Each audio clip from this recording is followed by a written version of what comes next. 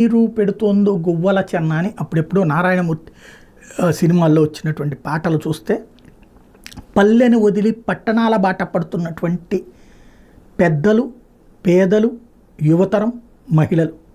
ఎందుకు?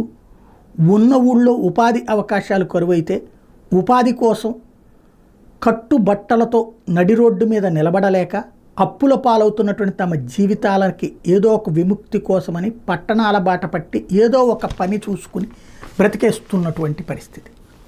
ఒక రైతు కూలీకి ఏడాది మొత్తం మీద ఒక పంట పండే పల్లెల్లో ఎన్ని రోజులు పని దొరుకుతుందని? 20 రోజులు దొరికితే ఎక్కువ, 30 రోజులు దొరికితే తక్కువ. అలాంటి స్టేజ్. అదే 2 పంటలు పండే చోట ఏడాదికి ఒక 3 నెలల పని దొరుకుతుంది అనుకోవాలి. కానీ మిగతా రోజులు ఏం చేయాలి? ఇదివరకు ఉత్తరాంధ్ర వాళ్ళు లేకపోతే కనుక అటు రాయలసీమ వాళ్ళు తమకి ఆ పక్కన ఉన్న రాష్ట్రాల్లోకి వెళ్ళి కూలి పనులు చేసుకుని మళ్ళీ వస్తుండేవాళ్ళు. వలస కూలీల జీవితాల కింద మారిపోయింది. అయితే ఇప్పుడు ఎక్కడికక్కడ అది సమస్యలు అయిపోయింది.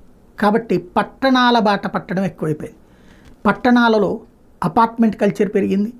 లేదంటే పట్టణీకరణ పెరిగేటప్పటికీ యువతరం అందరూ అక్కడికి వెళ్ళి ఉద్యోగాల ఉపాధి అంటూ పెరిగేటప్పటికీ రకరకాల పనులు అక్కడ వస్తున్నాయి. కర్రీ పాయింట్ల, హోటల్సా, బళ్ళ, లేకపోతే పని మనుషులే కావాలా, సెక్యూరిటీనే కావాలా, ఏదో ఒక పని దొరుకుతుంది పట్టణానికి పోతే. దాంతో పట్టణాలకి వలస వెళ్ళిపోతున్న వాళ్ళ సంఖ్య, పల్లెలు ఖాళీ అవుతున్న సంఖ్య క్రమక్రమంగా పెరుగుతుంది. దీని మీదన కేశవ వర్మ కమిటీ కేంద్ర ప్రభుత్వం వేసి లెక్క కట్టమని చెప్తే భవిష్యత్తులో 40% జనాభా పట్టణాల్లోనే ఉంటుందన్నటువంటి తేల్చారు. 2036 నాటికైతే ఏకంగా దేశ పట్టణ జనాభా 60 కోట్లకి చేరుతుందని, 2047 నాటికి 80 కోట్లకి చేరుతుందని అంచనా వేశారు. టోటల్గా అర్బన్ వైపుకే ప్రజలందరూ మొగ్గుతున్నారు అన్నటువంటి విషయాన్ని ప్రధానంగా హైలైట్ చేశారు. జనాభా పెరుగుతున్నారు, సాగు భూమి తగ్గిపోతుంది, పట్టణాలకి ఆర్థిక స్థిరత్వం అన్నటువంటి దానికోసం వెళ్తున్నారు అన్నటువంటి లెక్క అంచనా వేశారు.